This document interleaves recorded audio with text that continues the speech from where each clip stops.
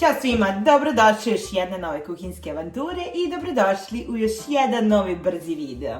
Sezona je slava i raznih proslava, a ja sa vama delim recept za jednu slanu tortu koju ćete obožavati. Pravi se jako brzo i imamo samo nekoliko sastojka. Potreban nam je bijeli hleb.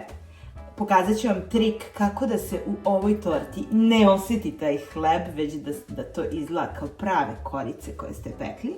Imamo paštetu. Nađite neku kvalitetnu paštetu, zato što ona daje ovoj slanoj torti onaj poseban ukus. Imamo kačkavalj, po vašem izboru, kiselu pavlaku ili mileram, šta god vi volite, malo majoneza i ja ovdje imam pečenicu.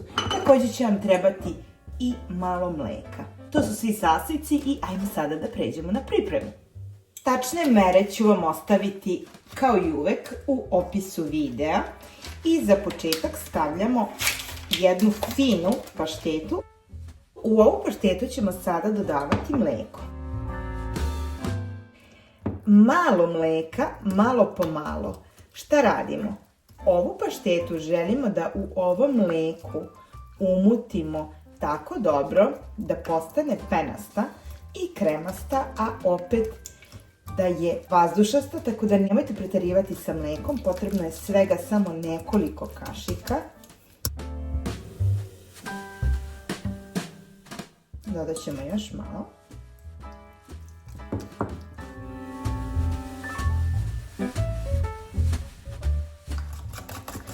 I samo još mrvicu mleka. Ovo mleko između ostalog i razblaži ovaj ukus paštete, ali kao što rekoh, najbitnije je da imate neku finu i kvalitetnu paštetu.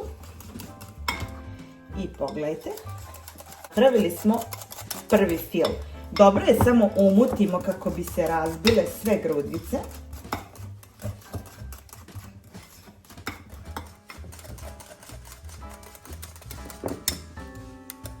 Evo, baš ovako treba da izgleda. I prvi fil nam je gotov. Kada je ovako fino kremast i maziv, ostavljamo ga sa strane, a sada prelazimo i na drugi fil. Sada ćemo u činiju sipati pavlaku ili mileram, šta god da vi imate.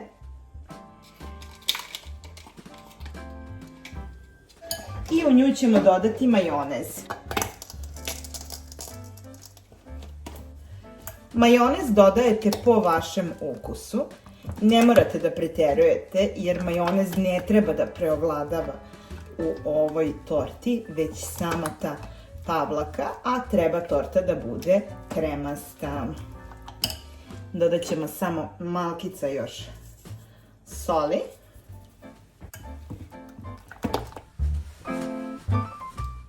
I prelazimo na šunku. Ja sam se u ovom slučaju odlučila za pečenicu, a vi možete i običnu šunku, šta god volite. Čar ove slane torte je taj da možete da je prilagodite baš po vašem ukusu i da stavite sastojke koje baš vi volite. Igrajte se, kombinujte.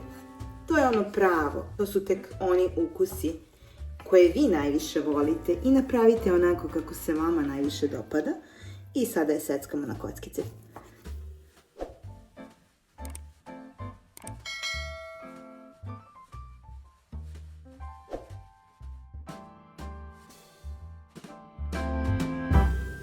Zatim je preručujemo u činiju.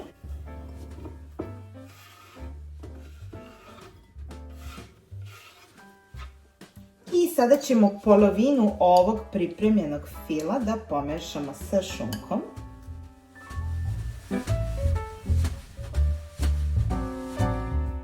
I to je to, naša 3 fila su spremna i sada je potrebno samo da složimo našu tortu.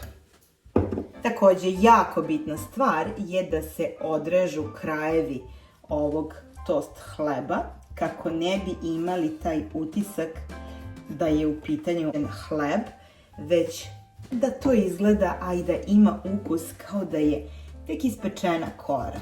A verujte mi, ukus je fenomenalan.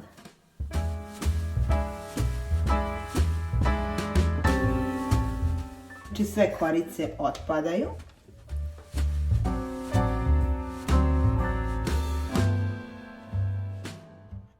Jako je bitno da u ovom trenutku imate neki dobar nož. U ovom slučaju koristimo i ninja noževe sa kojim sam prezadovoljna, ali kako ne biste nagnječili ovaj hleb i kako bi se on ovako lepo isekao. I sada, kada smo isekli sve korice i dobili ovako fine komade, prelazimo na slaganje naše slane torte. I sada ćemo za prvi sloj da poređamo hleb. Vidite, hleb tako lepo spojimo da će on sve ovo zajedno lepo upiti i da se ništa ovde neće osetiti. Zatim uzimamo fil koji smo napravili od paštete i mleka. Dobro ga poravnamo do svih ivica.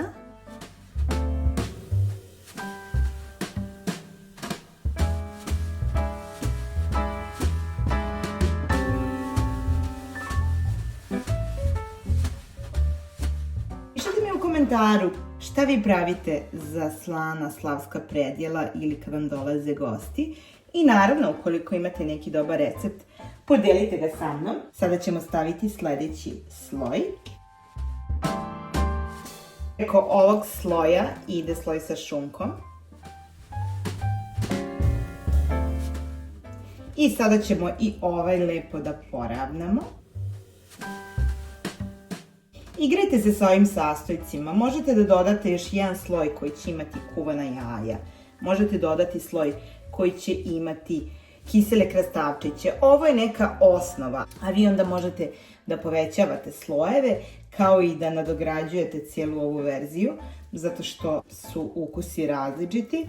Ali eto, kao osnovna verzija, a i najbrža, ova se pokazala u mom slučaju kao najlepša, zato što se svako ko je probao, svako se oduševi. Niko ne očekuje ovakvu kombinaciju slane torte. I evo ga. Dodajemo poslednji i treći sloj. Sada ćemo dobro da zatvorimo sve ove ivice ostatkom ovog fila, kao i da spustimo sa strane kako bi ona zadržala i sačuvala ovu sočnost. Ovu slanu tortu možete slobodno da pravite dan ili 2 dana ranije, zato što je ona što je više u frižideru, sve lepša i lepša.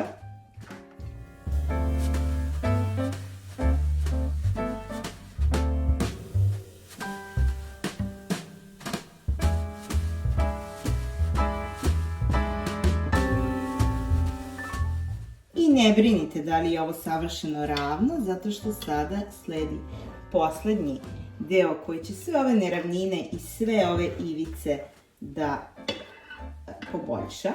I sada ćemo na kraju na ovo najsitnije rende da izrednamo kačkavalj. Idite kačkavalj po vašem ukusu.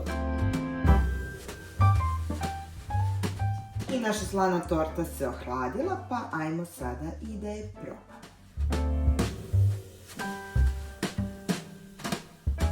I ukoliko vam se svideo ovaj video, ne zaboravite da ga lajkujete, da se subscribe-ujete na moj YouTube kanal i pošaljite ovaj recept nekome kome će biti potrebna ideja za nastojeće slavske praznike.